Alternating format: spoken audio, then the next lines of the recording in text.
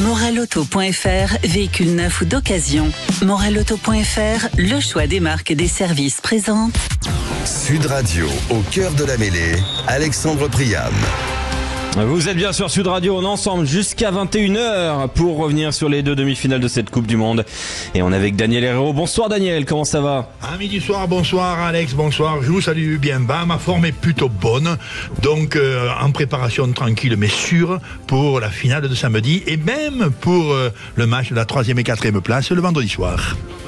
On va passer l'heure avec toi et avec aussi Johan Huget ce soir. Bonsoir Johan. Bonsoir à tous messieurs. Johan, bonsoir. Comment ça va Johan? En grande forme, après ce beau match et ce beau suspense du dernier match de demi-finale, ça a été incroyable. Mais voilà, on a toujours un peu ce pincement au cœur parce qu'on aurait aimé avoir nos Français se hisser tout en haut de cette finale. Et oui, on va revenir justement sur trois gros sujets jusqu'à 21h avec vous, auditeurs au 0826 300 300. On va revenir sur les demi-finales avec un petit goût de déception, des écarts conséquents sur le premier match, un deuxième match très particulier sur lequel on va revenir dans un instant. On va aussi se projeter sur la finale Nouvelle-Zélande-Afrique du Sud qui devrait avoir une sacrée allure. Et puis enfin, on parlera de l'équipe de France. Faut-il viser le tour de la destination avec un devoir de résultat ou avec l'entreprise de la reconstruction comme objectif? C'est la question qu'on se posera à partir de 20h30. Et puis ensuite, le qui je suis, bien évidemment, vous offrira le ballon Gilbert Sud Radio et Johan aidera un auditeur. De l'autre côté, ce sera Rémi Dos Santos qui aidera un auditeur. Ah ben je sais, Johan, tu es invaincu. Il faut quand même le souligner. Bonsoir Rémi Dos Santos. Bonsoir, contrairement à Johan, je suis un vainqueur moi pour le coup. Tu ne l'as jamais gagné. Mais statistiquement, tu te rapproches d'un succès. Oui. C'est le journal de la Coupe du Monde. Les fromages Matok, l'affineur des Pyrénées au cœur de la mêlée, présente Sud Radio, le journal de la Coupe du Monde. Et on connaît désormais donc l'affiche de la finale de cette Coupe du Monde 2023, Rémi Dos Santos. Oui, Nouvelle-Zélande, Afrique du Sud, il n'y a pas eu de surprise lors de ces demi-finales que vous avez suivies, évidemment en notre compagnie sur Sud Radio, même si, après le large succès des Blacks vendredi contre l'Argentine, les Box se sont fait peur, piégés par les Anglais et des conditions rendues difficiles par la pluie. Les champions du monde ont longtemps déjoué et ont même compté 9 points de retard avant de renverser la situation par un essai de Snyman et une pénalité sur le fil d'André Pollard. 16-15 donc pour l'Afrique du Sud qui passe une nouvelle fois par la petite porte et qui s'est montré soulagé à l'image de Faf de Klerk. Je suis vraiment soulagé de passer parce que c'était pénible. Du rugby à l'ancienne, avec de la pluie, beaucoup de coups de pied, des plaquages, des molles, des mêlées et encore des coups de pied. Et je pense que l'Angleterre l'a très bien fait. Je ne pense pas que nous ayons bien joué de notre côté. Donc il y a beaucoup à faire avant la finale. Nous savons quoi faire, quel niveau on va devoir atteindre. Et je pense que beaucoup de garçons restent frais aujourd'hui. Nous avons effectué des changements très tôt dans le match. Je suis certain que nous allons bien nous préparer pour la semaine prochaine.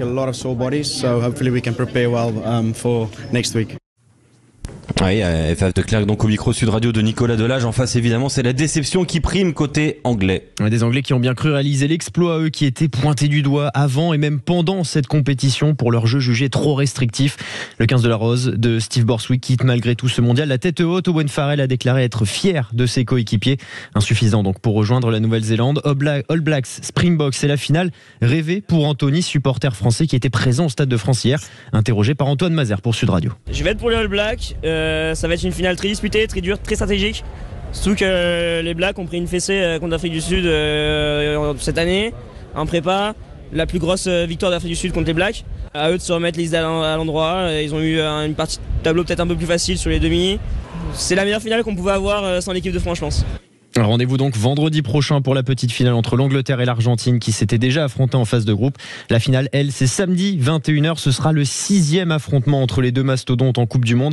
La deuxième en finale après 1995. En jeu, évidemment, un 4e titre pour le vainqueur. Et ce sera bien évidemment à suivre sur Sud Radio, la radio du rugby. Merci beaucoup Rémi Dos Santos. Sud Radio, le journal de la Coupe du Monde. avec Matok, l'affineur des Pyrénées. Plaquez tout pour goûter nos fromages. On est avec Daniel Herrero, avec Yoann Huget, et en guise d'introduction à cette heure qu'on va passer avec vous, auditeurs au 0826 300 300, eh bien, on va revenir évidemment sur ces deux demi-finales, très différentes l'une de l'autre, Daniel Herrero, avec un peu plus de frissons hier, j'ai l'impression, en tout cas c'est ce que j'ai entendu dans ta voix. Oui, alors entre le frisson et les émois régressifs, tu vois, c'est-à-dire quelque chose qui me donne de la joie ou qui me donne une émotion satisfaisante pour le match, quoi. En l'occurrence, la première demi-finale où le jeu de passe a été estimable, a été, j'allais dire, pas radicalement du très haut niveau, mais il a donné quand même une allure de match de rugby. Pas de demi-finale, pas non plus de très grand niveau international, mais une allure d'un match de rugby respectable. La seconde, elle me met la seconde demi-finale, donc vous l'avez compris, entre les Box et donc les Anglais. Cette demi-finale, elle nous laisse un goût étrange parce que elle est peuplée de plein de sentiments contradictoires. J'ai parfois la sensation que c'était quand même le match de la honte, tu vois, que c'était un match de rugby saboté, tu vois, d'un rugby saboté, d'un rugby impensable aujourd'hui. D'un rugby où le refus du jeu devient la loi numéro 1, d'un rugby où le refus d'envisager la variété de la construction reste une obsession. Et à partir de là, quand même, une étrange sensation. Maintenant, il y a eu une grosse dose de combat. Il y a eu une stratégie, certes pauvre, certes très sobre, certes tellement limitée qu'elle est indécente, mais en même temps, elle était respectable sur la perspective pour ces deux équipes de gagner le match, notamment pour l'Angleterre. À partir de là, une sensation donc, encore en résumé, étrange entre non, c'était pas beau, c'était pas haut, c'était pas noble. Deux, c'était quand même respectable pour aller en finale de la Coupe du Monde. Yoann Huget, est-ce qu'on a passé un mauvais week-end de rugby ? Pour la première demi-finale, sincèrement, oui. On n'attend pas un match comme ça sur une demi-finale. On attend un peu plus. On le savait parce que les Argentins sont allés au bout de leur capacité du moment. Ils ont joué avec la Grippa durant le premier quart d'heure. Mais après, la loi du plus fort, aujourd'hui, il n'y avait pas eu de débat. Est-ce que les organisateurs, il faut se poser la question, est-ce qu'ils sont contents de cette demi-finale? C'est ça. Est-ce qu'ils sont contents du tableau qui a été fait? Au jour d'aujourd'hui, je suis pas sûr qu'on ait gagné beaucoup de supporters. À la mi-temps, sur la chaîne pour laquelle je travaille, je me dis la moitié sont partis parce qu'il n'y a aucun enjeu. Et c'est ça la vérité aujourd'hui. C'est qu'on n'a pas pris du plaisir, même si on a vu des essais, même si le public rugby a pris du plaisir à voir des essais. On n'attend pas ça d'une demi-finale de Coupe du Monde de rugby. Je suis désolé. Et l'autre match a été un peu plus accroché parce que les conditions climatiques aidant, ça nivelle le niveau. Et du coup, on s'attend à un jeu au pied, comme on l'a vu. Alors, oui, on peut dire que ça a été accroché, mais on s'est un peu embêté pour être poliment correct, comme le dit notre cher Daniel. Aucune équipe voulait prendre aucun risque. On l'a vu, dès que les Sud-Africains faisaient 2-3 passes, il y avait un en avant. Donc les Anglais remettaient la main sur le ballon, ils restaient campés dans leur camp. Stratégiquement, les Anglais ont fait un match propre, correct, et étaient à deux doigts de gagner. Malheureusement, cette dernière mêlée contre les Anglais. Ouais. On en parlera justement, Yoann, de cette mêlée, particulièrement. Reprenons un petit peu le fil. Reprenons un petit peu le fil de la première demi-finale, Yoann, avec Vincent, notre auditeur au 0826 300 300. Salut Vincent. Vincent, bonsoir. Bonsoir Sud Radio, la radio du rugby depuis le début. Salut Daniel, salut Vincent. Rapidement hier. Merci beaucoup pour ta patience et bonjour Yoann que j'ai aperçu hier au Champ de Mars. Oui, pour revenir aux demi-finales. Eh bien écoutez, parlons de la première d'abord, la première demi-finale d'abord Vincent. Alors, la première, mais je partage le point de vue de Yoann. C'est vrai que, alors certes, on a vu du spectacle, les All Blacks sont déroulés. À la mi-temps, ils avaient déjà inscrit 3 ou 4 essais. Ils marquent des essais en marchant comme à la parade, ils n'ont pas eu à forcer. Et d'ailleurs, il me semble que quand Scott Barrett prend son carton jaune, le carton jaune se termine, je crois, il reste à jouer 5 minutes, et il me semble que les Blacks sont restés à 14. Est-ce que c'est exact, messieurs? Exact. Exact. C'est révélateur quand même. C'est une humiliation suprême pour les Argentins. Même s'ils ont la grinta, s'ils ont les Los Huevos. Oui, comme disait Johan, on est d'accord. Depuis un moment, on savait que l'équipe qui allait arriver des poules C et demi-finales, il allait avoir un gouffre pour affronter les équipes qui sortiraient de la poule A et B. Mais le match de vendredi n'avait strictement aucun intérêt sportif. Les Argentins ont été conformes à eux et on savait qu'ils passeraient à la trappe face aux Blacks qui montent en puissance et qui sont très très dangereux. Il n'y a pas eu photo, même si les Argentins ont ouvert, je crois, le score, ils mènent 3-0, mais derrière, c'est la marée noire. Ils n'ont pas du tout existé. Hein. C'est tout à fait juste. Et quand on regarde justement, ce qui s'est passé, vendredi soir, on est quand même des déclarations hallucinantes. Je vous propose, de réécouter l'homme peut-être emblématique, le joueur emblématique de cette génération All Black, qui a choisi un mot très particulier qu'on entend très rarement dans le rugby. Et je pense qu'il faut pas y voir un manque de respect du tout de sa part. C'est Aaron Smith au micro de Nicolas Delage. Écoutez comment il a qualifié cette rencontre. Yes, perfect. We knew the playoffs were always going to be hard and oui, la répétition parfaite. Les matchs éliminatoires sont toujours difficiles. On était d'abord concentré sur celui-ci et maintenant on a gagné le droit de revenir la semaine prochaine pour gagner la Coupe du Monde, ce qui est incroyable. Nous jouons souvent contre l'Argentine et on avait un plan. On a été plutôt bon dans son exécution, mais vous savez, la bataille principale a été remportée par nos avants, avec leur capacité à conserver les ballons et à bien défendre quand nous leur donnions.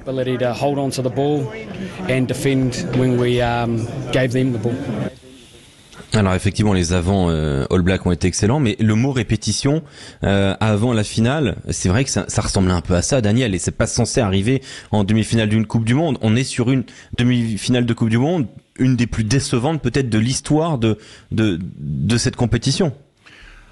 Oui, nous qui avons eu le privilège de les voir toutes quasiment depuis 1987, jamais une demi-finale. Il y en a la moitié qui n'était pas encore née, leur père non plus d'ailleurs, tu vois. Moi je me rappelle du grand-père d'Alex, mais enfin bon, voilà. Donc dès 87 jusqu'à aujourd'hui, donc 10 coupes du monde se sont succédées et honnêtement, aucune demi-finale n'a eu un niveau aussi faible rugbyistique. C'est-à-dire qu'aucune demi-finale n'a opposé deux équipes si éloignées l'une de l'autre en talent.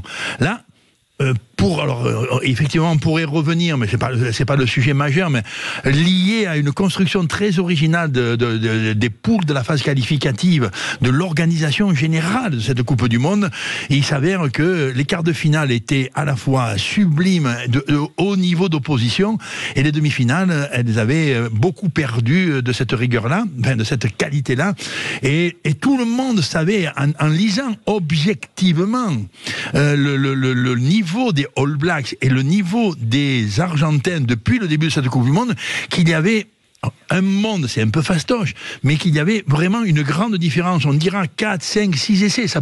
C'était dans cette zone-là qu'il y avait que les analystes concevaient la différence entre ces deux matchs.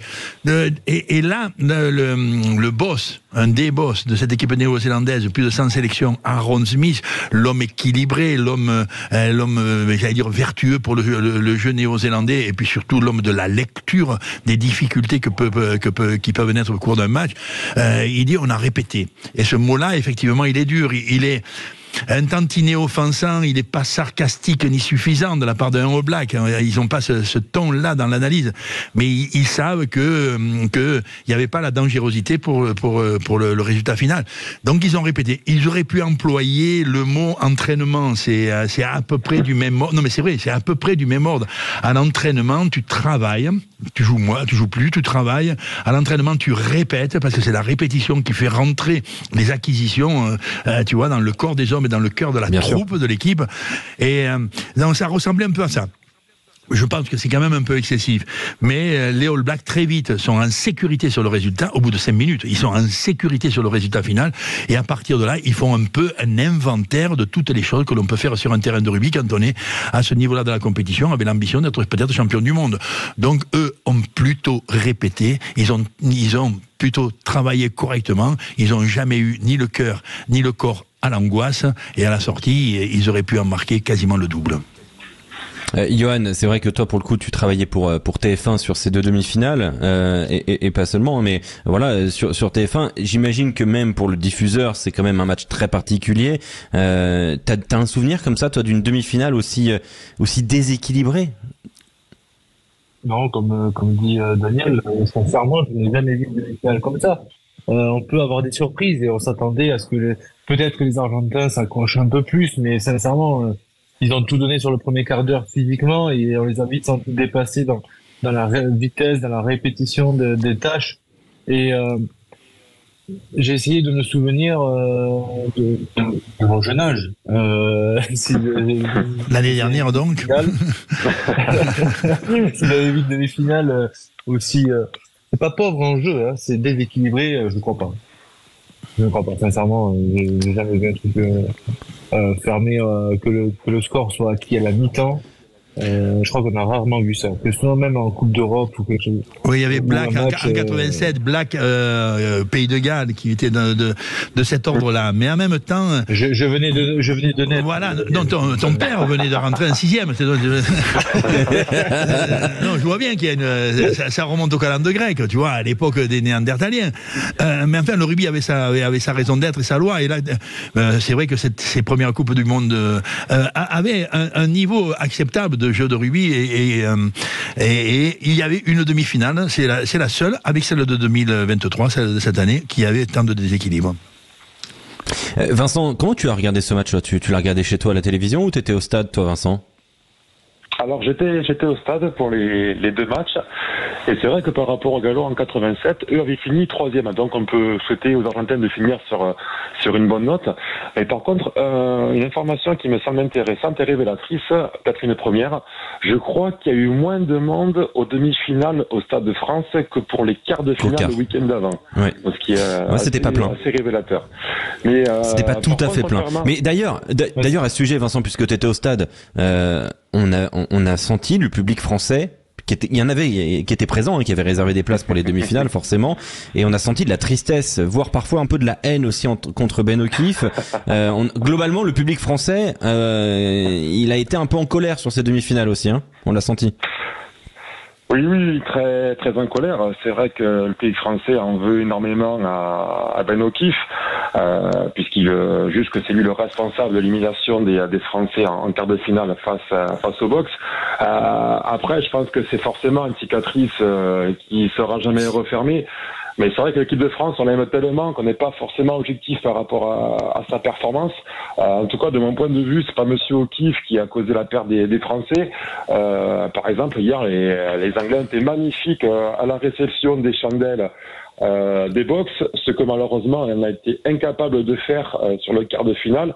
On a donné trop facilement de points sur ce secteur de jeu.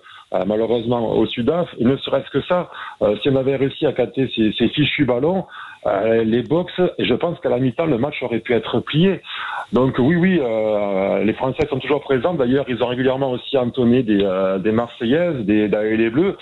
Et c'est vrai que le pauvre Monsieur O'Keefe, comme il faut un responsable, et que malheureusement, enfin, on est vraiment attaché à notre 15 de France. C'est vrai qu'on l'aime, notamment porté sur l'espoir de remporter la Coupe du Monde.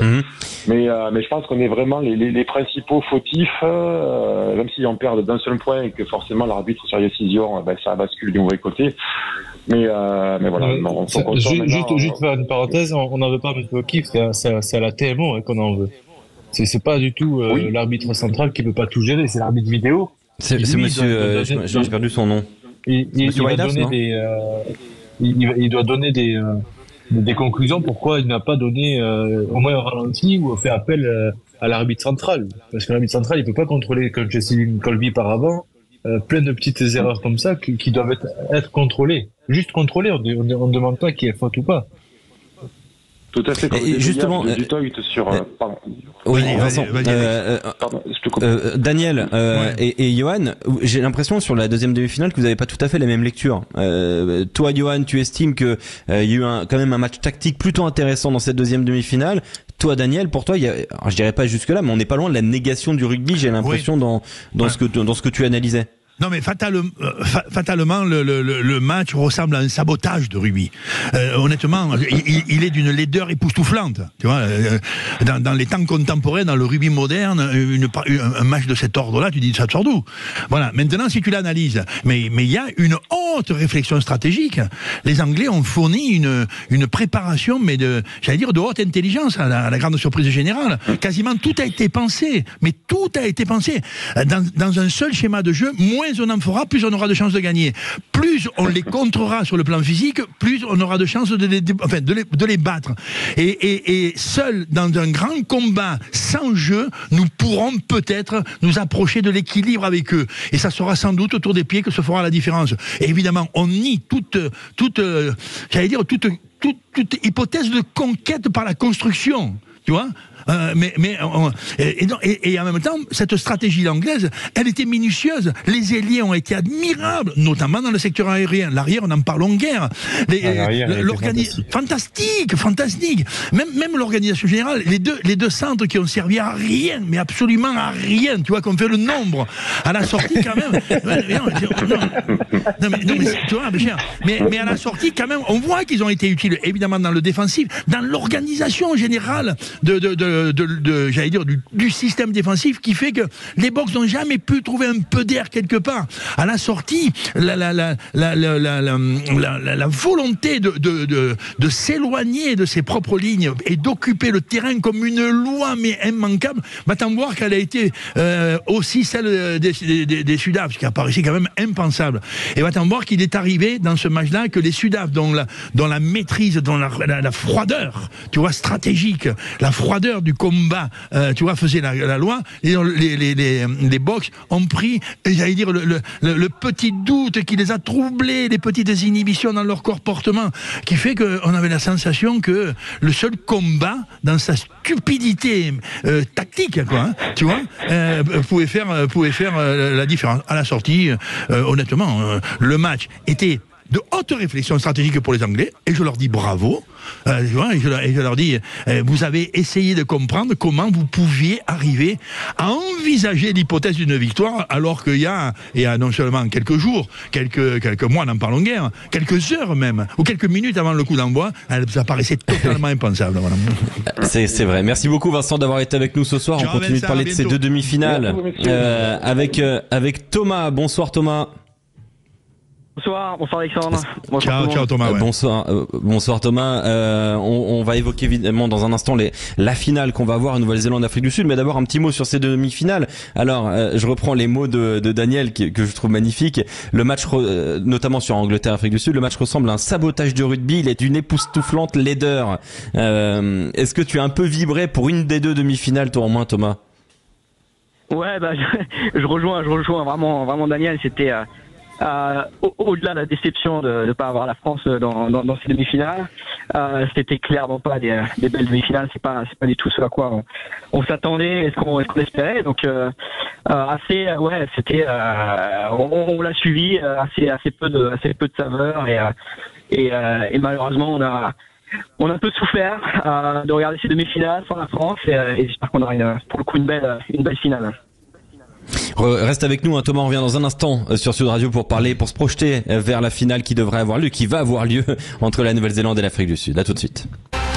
On est avec Daniel Herrero, avec Yoann Huget, on revient sur les deux demi-finales. Avant de se projeter vers la finale, on est avec Thomas, notre auditeur, et Daniel, justement, on l'évoquait il y a quelques instants, les supporters français qui ont hurlé dans les stades, notamment quand Ben O'Keefe est entré sur le terrain pour arbitrer ce Angleterre-Afrique du Sud. L'arbitre bouc émissaire, c'est pas nouveau, mais c'est quand même fatigant, je trouve, sincèrement, Daniel. Ça nous pose problème fatalement. Si tu regardes, alors effectivement, Ben O'Keefe, quand il rentre hier pour son échauffement, mais une bronca, mélange de colère. Tu disais le mot de haine, je ne le crois guère, mais quand même de grosse irritation. Tu vois, j'allais dire un peuple irrité qui lui fait savoir que quelque chose est étrange. La première idée qui me revient quand même, c'est que quand la fin du match est sifflée pour notre quart de finale contre les Box, la France contre les Box, on n'a pas la sensation que l'arbitre a manqué son match et qu'il est la responsable majeure de la défaite. C'est un peu a posteriori que va émerger l'idée qu'il y a 2 ou 3 sujets ou 2 ou 3 petits points qui pourraient mériter réflexion et qui peuvent amener les nerfs, enfin tout au moins l'irritation. Tu vois, voilà. Et si on regarde quand même, tu dis, oh les collègues, en 95, ça remonte à loin. Là. Déjà, Johan il était né, mais son père était déjà dans le monde du travail, de fait. Hein. En 95, bon, là, on perd le match contre les Sud-Africains en disant le dénommé Bivan ne nous aurait pas accordé un essai, tu vois, de Benazi. Ça a fait un débat considérable. Il est encore aujourd'hui pas totalement guéri. En 2011, l'arbitre Joubert, tu vois, avec un regard un peu complaisant sur Mako, aurait peut-être influencé le destin du match. En 2019, l'arbitre Jacob Pepper, tu vois, sur une diversion venue d'un coup de coude devant Amaina dans le blaire d'un Gallois, à la sortie, ça serait peut-être la raison majeure de notre défaite. En 2023, c'est au kiff. Les collègues, ça fait trop. Non, ça fait trop. On perd des coupes du monde. Tu vois, d'abord, on en a perdu depuis maintenant on a la 10e d'affilée. On les perd toujours contre des Anglais, avec effectivement des arbitres britanniques, avec un type de jeu qui est totalement britannique et qui nous laisse penser quand même que c'est un peu dans notre jeu qu'il y a encore des insuffisances pour être vainqueur de fait. Et que l'arbitre bouc émissaire, honnêtement, c'est pas la bonne réponse. Bon, l'avantage c'est qu'en finale, a priori, on devrait avoir Wayne Barnes. Donc pour cette finale, Nouvelle-Zélande, Afrique du Sud, malgré tout, c'est une finale très belle sur le papier. Thomas, notre auditeur, c'est pas forcément celle qu'on attendait puisqu'on voulait les Bleus, mais en guise de remplacement, c'est quand même pas trop mal. Ah, exactement. Je pense qu'une fois qu'on met un petit peu la déception de ne pas avoir la France en finale, voilà. On peut se dire que c'est vraiment une finale de rêve. Je pense que on pouvait difficilement imaginer mieux que All Blacks Afrique du Sud en finale. Ça va être vraiment très sympa. C'est un beau lot de consolation, Yohann Huget, quand même, cette affiche. Oui, bien sûr. C'est un très très beau lot de consolation, sachant que il va y avoir de la revanche dans l'air parce que les Sud-Africains ont perdu juste avant la Coupe du Monde. Les Néo-Zélandais ont perdu juste avant la Coupe du Monde leur plus lourde défaite face aux Sud-Africains. Donc il va y avoir des étincelles sur cette finale de Coupe du Monde.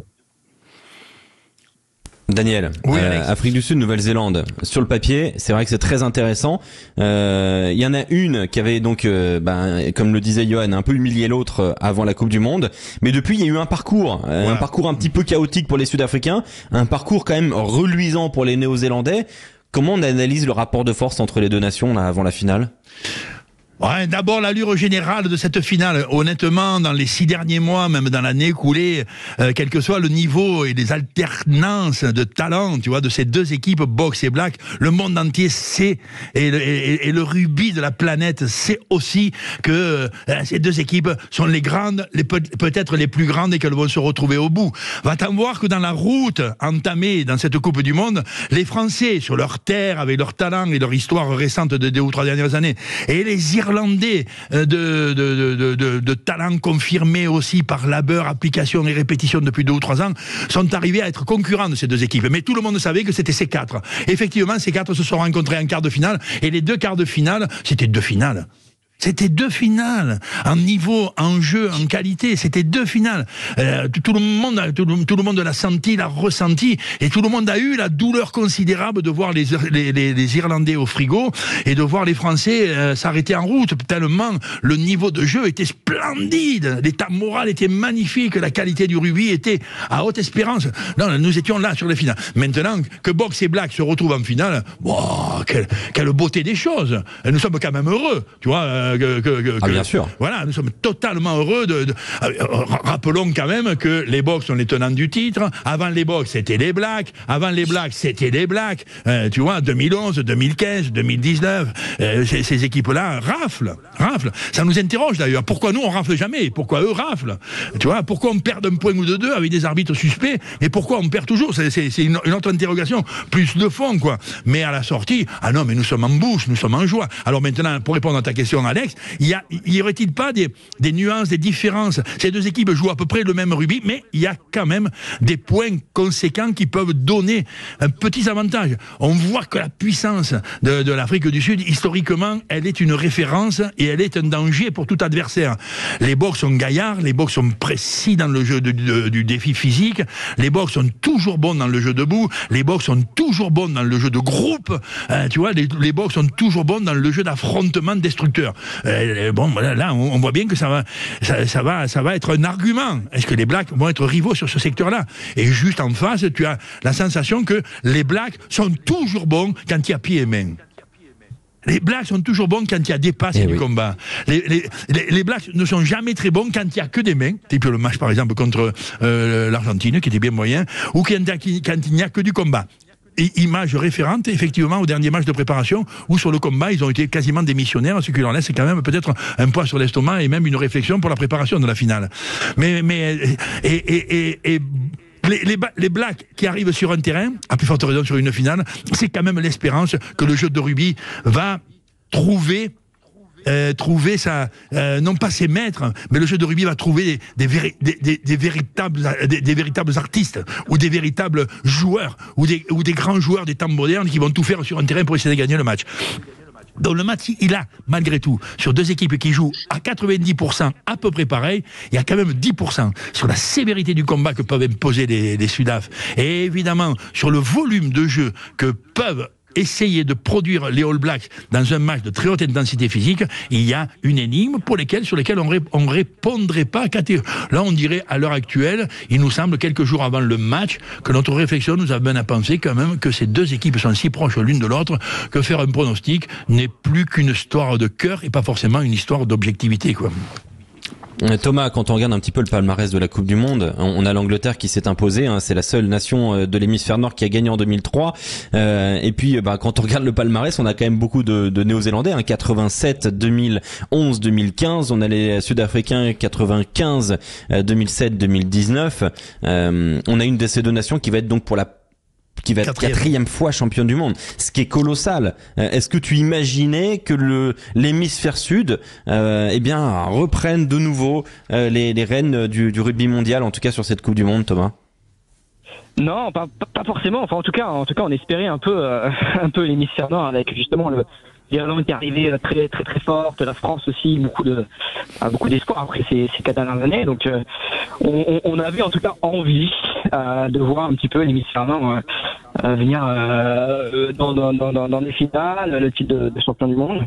Mais comme Daniel disait tout à l'heure, malheureusement on se retrouve à chaque fois avec les mêmes et ouais, on a du mal à comprendre pourquoi eux ils y arrivent à chaque fois et pas nous. Donc c'est un peu désolant, mais bon, après on est encore une fois on est super content de voir ces deux très très belles équipes en finale.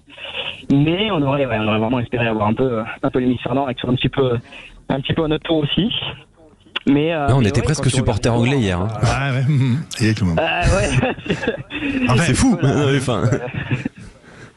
Non mais c'est vrai, on était là presque à vouloir voir l'Angleterre en finale pour avoir une équipe de l'hémisphère nord. Mais c'est vrai que comment expliquer que pendant 4 ans, Johan, on se dise l'hémisphère nord est quand même très fort avec l'Irlande, avec la France, on va dire, hein, globalement, ouais.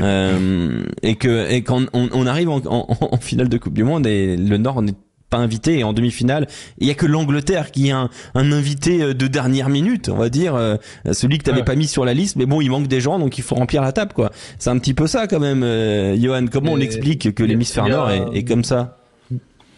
Il y a aucune surprise dans le rugby.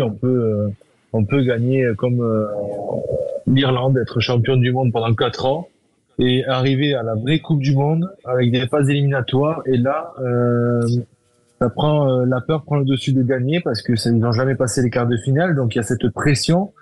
Et d'autre part, il y a la phase aussi de se dire, on est l'équipe de France la plus jeune, la plus inexpérimentée aussi. C'est la première fois que l'équipe de France jouait des phases finales, des matchs éliminatoires. Donc il faut qu'ils acquièrent un peu plus d'expérience. Et si on retrouve la Nouvelle-Zélande, l'Afrique du Sud et l'Angleterre, c'est les équipes qui ont le plus d'expérience dans leurs équipes. On dit qu'ils sont vieillissants, on dit qu'ils ont qui sont ils prennent des Joe Marler qui étaient plus trop invités, des Johnny May qui arrivent suite à une blessure, et ils sont là, ils sont toujours présents parce qu'ils ont une expérience collective qui est fondamentale pour gagner ces matchs couperés. L'Afrique du Sud, elle gagne pas grâce à l'arbitre sur la dernière mêlée. Ils ont une résilience, ces Sud-Africains, qui est extraordinaire. On les sentait au fond du trou, à la 60e, à la 70e. Exact. On les sentait vraiment mal et physiquement touchés. Mais dès qu'ils ont marqué cet essai, ils sont repartis de plus belle. C'est vrai, Daniel, tu disais exact. C'est vrai que l'expérience, l'équipe de France en a peu. Elle en aura plus en 2027. Est-ce que on peut considérer 2022 exactement? Est-ce qu'on peut considérer 2023 comme une étape? Alors franchement, les collègues, depuis 1987, c'est toujours la prochaine qui devrait nous ravir. Tu vois?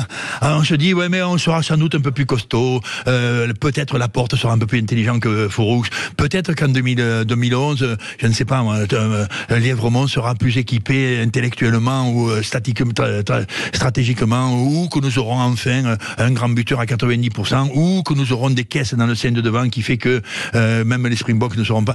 Depuis, c'est toujours la prochaine qui sera la meilleure. Tu vois, là on est en train de se dire, ah oui, mais quand même, si tu regardes notre évolution, de fait, mon sentiment, il est un peu étrange, mais tu sais, le rugby français, il commence son aventure internationale en 1905. Il attend 1921, c'est-à-dire 15 ans après, pour battre pour la première fois les Anglais. Il attend 1968, c'est-à-dire 65 ans plus tard, pour gagner son premier grand chelem.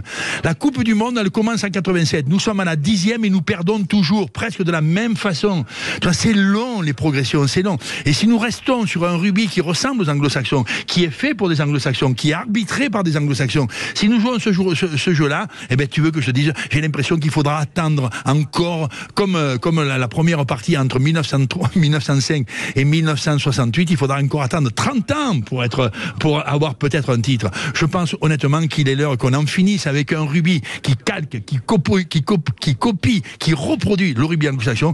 Si on n'invente pas un jeu totalement à la française, eh bien probablement on sera toujours amené avec cette petite perspective. 10 défaites en Coupe du Monde depuis maintenant 36 ans, ça ne peut pas rester aujourd'hui une réflexion ignorée. Voilà. Ah bah tiens, ça ouvre un petit peu le champ de la prochaine réflexion sur l'avenir de cette équipe de France, le travail qui arrive pour Fabien Galtier. Merci Thomas d'avoir été avec nous. Ciao Thomas, et tu es toujours le bienvenu sur Sud Radio. Merci à vous. Bonne soirée. Ciao. On accueille Kylian au 0826 300 Kylian de Ourougne. Bonsoir Kylian. Bonsoir messieurs. Bonsoir Kylian, bonsoir. Bienvenue sur Sud Radio. Alors, question pour ouvrir ce petit débat qu'on va avoir. Faut-il désormais viser le tournoi destination qui arrive là donc en 2024 avec un devoir de résultat ou avec l'entreprise de la reconstruction comme objectif? Daniel le disait à un instant. Calquer notre jeu sur ce que font les Sud-Africains, les Anglais, les Anglo-Saxons, ça ne fonctionne pas. Il faut trouver une identité, il faut construire un projet de jeu. Les hommes, on les a, mais peut-être un projet de jeu pour exactement. 2027. Quel est ton regard, toi, Kylian? Bien, moi, je pense que dans un premier temps, il faut quand même remettre un peu les têtes à l'endroit, parce que là, on a souffert. Le groupe, je peux pas croire que le groupe en sort indemne de cette histoire. Ça a été très long. En termes de jeu, ils ont été très dominants, mais il y a quand même quelque chose qui a cassé. Mine de rien, on peut le voir dans d'autres sports aussi, des aventures comme ça, où en termes de jeu, on est supérieur, mais qu'on n'y arrive pas. Après, parfois, si c'est pas bien managé, et je pense que Galtier est la bonne personne, ça peut casser. On peut regarder la Belgique en foot, en basket, il y a plein d'autres exemples. Je pense que c'est quelque chose qui est assez difficile, et dans un premier temps, c'est remettre la confiance en premier, se rassurer en termes de jeu. Je pense que le jeu, on l'a pour être dominant dans le tournoi. Mais que ce soit dans le tournoi ou à moyen terme, dans un premier temps, il faut vraiment se rassurer avec les joueurs et avec les mots de Galtier quand même. On pense d'abord les plays, donc Daniel, là, dans l'immédiat, dans les prochaines semaines, parce que le tournoi à destination, c'est dans 2 mois. Enfin, le début dans 3 mois exactement, le rassemblement. Oui, alors effectivement, le tournoi, parce qu'il a une majesté culturelle, historique, parce qu'il est un événement rugbyistique de haut niveau, il nous intéresse vraiment beaucoup. Est-ce qu'il va nous autoriser à tourner la page? Ça va dépendre effectivement de la réflexion. Comment on va lire, non pas le désastre, mais comment on va lire la douleur ressentie dans cette Coupe du Monde 2023. Comment on va la lire? Comment on va la traiter? Tu disais, nous avons les hommes de Sur, nous avons le peuple de Sur, nous avons l'amour du rugby dans la nation de Sur, nous avons la formation de Sur, nous avons un championnat de Sur, tout ça est haut, dans le rugby français. Nous n'avons pas le jeu aujourd'hui, le rugby produit, susceptible d'être souverain, je ne sais pas, mais d'être un vrai rival, au moins de temps en temps, avec le monde anglo-saxon. Nous avons, je reprends pas l'idée, nous avons perdu donc 10 Coupes du Monde sur à peu près les mêmes thèmes. Donc le tournoi, il arrive. On se remet en dimanche, on s'habille propre, on est content de retrouver encore les luttes, non pas intestines, mais les luttes de chez nous, les luttes européennes, avec ces adversaires que l'on respecte, que l'on aime, que l'on craint. Tu vois, le tournoi, c'est pas non plus un champ expérimental. Moi, je suis de ceux qui pensent que si tu le joues, et c'est évidemment ce qui va se passer, il faut le jouer avec l'extrême ambition d'y être bon, d'y être dominant, d'y être même, à l'évidence, vainqueur, et d'attester en même temps dans la qualité de ton rugby, quelque chose qui continue à évoluer, à progresser, peut-être même à innover. Et là, ça sera le temps de réflexion jusqu'à ce tournoi. Tu le disais aussi, Alex, et alors j'adhère, nous avons presque tout, sauf le jeu.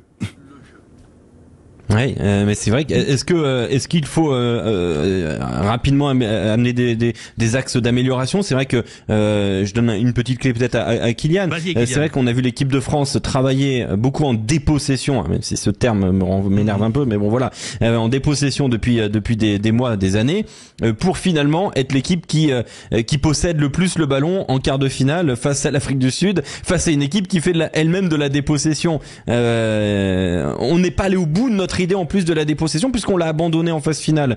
Kylian, là pour le coup c'est un petit peu à mettre sur les épaules de Galtier ou pas?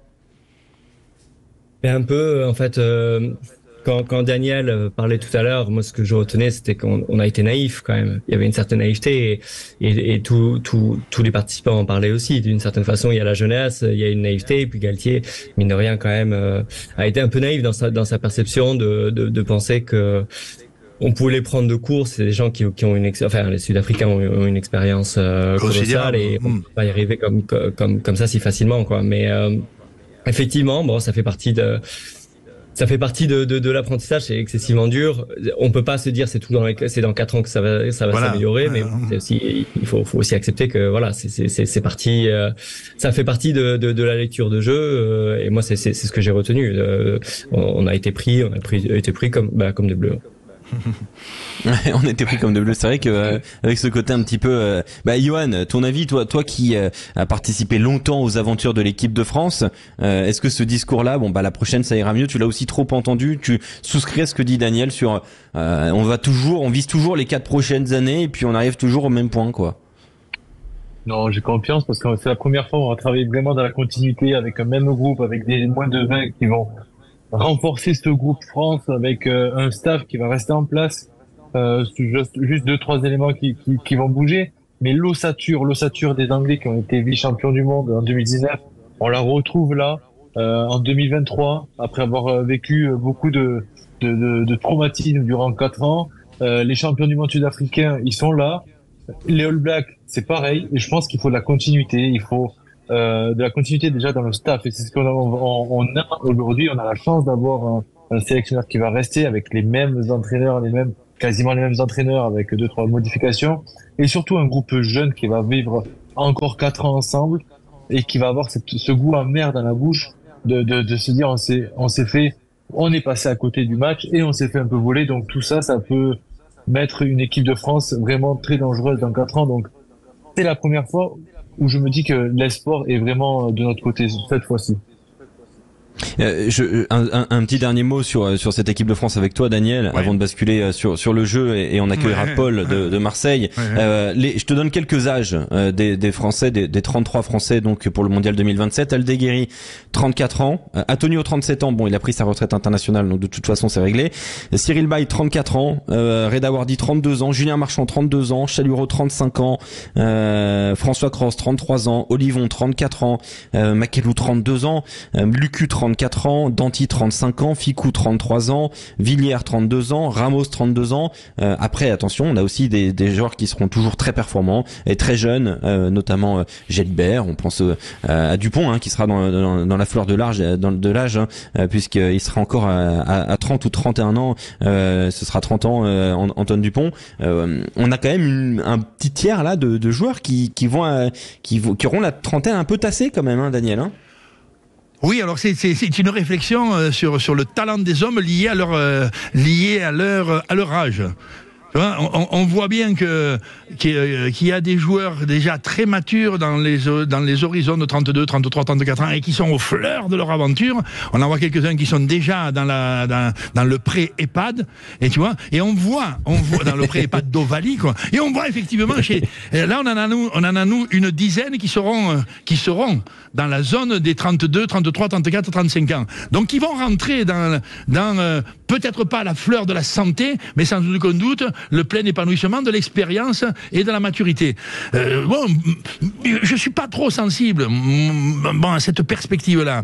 Je ne crois guère. Maintenant, dans le rugby ou dans le sport de très haut niveau, les âges fluctuent, les durées s'étirent, et il y a tellement de paramètres qui rentrent en jeu dans l'amélioration du talent, tu vois, la bouffe, la récupération, l'environnement affectif, la qualité des câlins, tu vois, tout ce monde de la vie d'un joueur qui fait que... La qualité des câlins. Ben oui, son équilibre affectif, sa posture relationnelle dans le monde, tu vois, qui influence aussi son niveau de performance.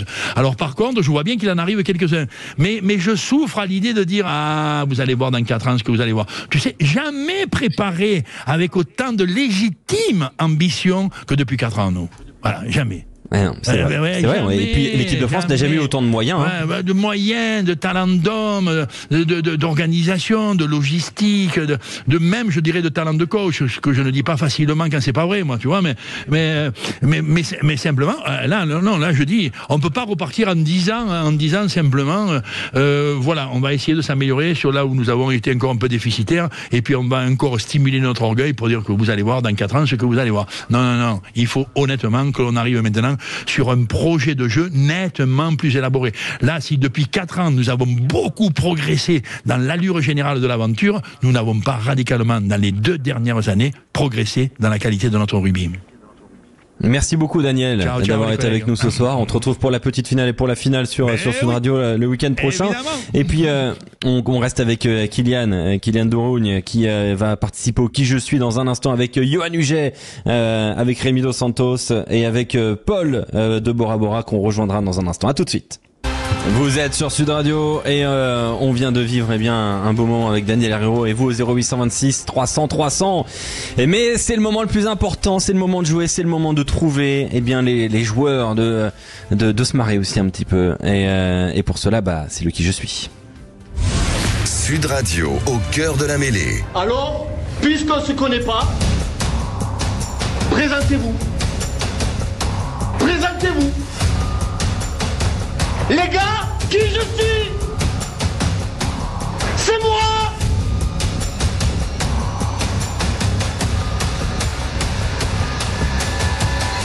C'est moi! Je suis un monsieur! Ça, c'est se présenter! Allez, on va essayer de vous faire trouver les joueurs. Vous allez devoir être fort. On est avec Kylian Dourougne toujours et on est avec Paul de Bora Bora. Bonsoir Paul. Bonsoir à tous, un grand plaisir d'être avec vous à l'antenne. Et oui, on est très heureux d'être avec toi Paul, qui est en vacances en France, j'ai l'impression du côté de Marseille. Ça a l'air d'être festif. Paul, ce soir, tu vas évoluer avec Rémi Dos Santos qui va donc en studio être avec toi. Non, il dit tout de suite désolé, c'est terrible. Non. Il fait le modeste alors que il est très fort. Non, mais il fait le modeste. Il y a 30 secondes pendant la pub, il me regarde, il me dit aujourd'hui je gagne. On ne peut rien dire. On ne peut rien dire. Rémi et Paul du coup face à Kylian Dourougne, supporter du Biarritz Olympique, et Johan Huget, ancien joueur de l'Aviron Bayonnais. C'est magnifique, on rassemble le Pays Basque. Voilà. Et attention, Johan est en très grande forme, Kylian, en ce moment. Je vous rappelle les règles, c'est extrêmement simple. Donnez votre prénom pour pouvoir répondre. Parce que comme on est 4 quand même, enfin vous êtes 4, il me faut votre prénom. Par exemple, si Polo a la réponse, Paul. Et je donne la parole à Paul et il donne la réponse. Vous avez compris l'idée? Tout le monde est prêt? Ça y est. Paul, Polo, on est tous amis. On est tous amis. Tous nos auditeurs sont nos amis. C'est parce que tout à l'heure. Voilà. D'accord, ok, bon, on va faire comme ça. Allez, c'est parti. Je suis né en Côte d'Ivoire, à Agboville, avant de arriver eh bien chez les jeunes avec l'habillage, Quentin, du côté de Saint-Jean-de-Luz. Ouais, c'est dans le Pays Basque, ça. Kylian. Pépito et Lorga. Oui. Oui, un point pour Kylian. On rappelle, c'est le premier arrivé à 3 points. Alors là, c'est très très impressionnant. Kylian devant Johan Huget. Vous êtes ensemble en même temps. Bon. Donc Rémi Dos Santos, ça commence mal. Allez, on embraye. Allez, je suis né à Châtillon-sur-Seine. Mais c'est à Toulon que je suis formé jusqu'en 2009, avant de commencer ma carrière chez les pros à Toulon 2009-2007. Étant né en 1989, eh bien je suis toujours un joueur de rugby. Je suis passé par le Stade Rochelet 3 saisons et je suis désormais un joueur de Grenoble. Johan. Jean-Charles Aurioli. Point pour Johan et pour Kylian, ça fait 2-0, c'est terrible. Alors je demande réclamation. Jean-Charles Aurioli joue à Provence désormais. Ah oui, c'est vrai. C'est vrai qu'il a quitté le FCG, tu as raison. C'est lui, mais bon. Après Grenoble. Alors qu'est-ce qu'on fait, Johan? On enlève ce point ou on l'accorde ce point, Johan? J'en appelle à ta sportivité. Non, mais il l'a quand même trouvé. Mais il l'a quand même trouvé. Bon, on va rester. Je suis né à Avignon. Ah, pas très loin de Marseille, ça. J'ai commencé ma carrière d'ailleurs chez les jeunes au Pays d'Aix, avant d'arriver à Clermont-Ferrand en 2008. Paul. Radosavljevic. Oui, bravo. Ah, bien joué. Oh, le niveau. Ludovic. On va pas falloir le trouver. T'as failli une deuxième fois. 2-1 pour Kylian face à Paul. Très très belle réactivité. Très loin. C'est quand même. Celui-là, franchement, c'est bravo. Hein. Je suis choqué. Et la prononciation est pas simple en plus. En plus. Je suis né à Toulouse. Mais c'est au Stade Français que je commence ma carrière chez les jeunes, avant d'arriver chez les pros. 2009-2017. Johan. Ah, je vais me tromper. Sébastien Bézi, je me suis trompé. Non. Nicolas Bézi, je me suis trompé. Non. Je suis ensuite allé du côté de Toulon, 2017-2020. 40 matchs avec le RCT, puis j'ai terminé ma carrière à la section paloise. Je me demande si je l'ai pas. Stade Français Toulon-Pau. 11 sélections avec l'équipe de France. C'est pas un Bonneval. Entre 2014 et 2018. Paul. Hugo Bonneval. Hugo Bonneval. Ah, oui. 2-2. Je l'avais. Bravo Quentin Cabanis. C'est fou, quand je joue pas, je les ai. Oui, ça m'arrive aussi. C'est bizarre. Allez, Rémi, on peut le faire. Mais c'est pas la première fois qu'on trouve pas les Bonneval et c'est terrible quand même. On doit faire la pub à quelle heure? Je te demande, Quentin, la seconde, s'il te plaît. 50 secondes exactement. Ok, donc c'est la balle de match, Kylian et Paul. C'est la balle de match. Vous êtes prêts? Je suis né à Pau en 1979. Je commence ma carrière chez les jeunes à l'US Coaraznais. Avant de commencer chez les pros. Kylian. Coaraznais. Oui, Kylian. Damien Traille, victoire de Kylian. Alors là, c'est très très fort. Le niveau est hallucinant ce soir. Bravo, victoire de Kylian. Bravo, oui, monsieur. Bravo. Oh là là. Fallait sortir les doigts. Ah, je suis désolé, Paul, mais là, il y a eu un niveau exceptionnel ce soir. On a fait ce qu'on a pu. Ouais. On a fait ce qu'on a pu. Ouais, mais c'était déjà très bien joué. Et bravo Kylian. Bravo vraiment Kylian. Et Johan toujours invaincu. Johan, c'est la première fois qu'il se fait porter à ce point-là. Ah ouais, c'est la première fois effectivement que Johan est porté par l'auditeur et c'est beau. Et merci à Rémi Dos Santos d'avoir été là ce soir. Et puis bravo à Kylian. Mon micro marche pas à chaque fois, je comprends pas. Kylian, reste bien en ligne. On va prendre toutes tes coordonnées pour t'envoyer le ballon. Gilbert Sud Radio, c'est gagné pour toi. Merci à tous d'avoir été avec nous ce soir. On s'est régalé encore une fois avec Daniel Herrero et évidemment la Coupe du Monde continue jusqu'au finale, petite finale et grande finale. Ce sera le week-end prochain au cœur de la mêlée continue toute la semaine. Dès demain vous retrouverez François Trio. Belle soirée à tous.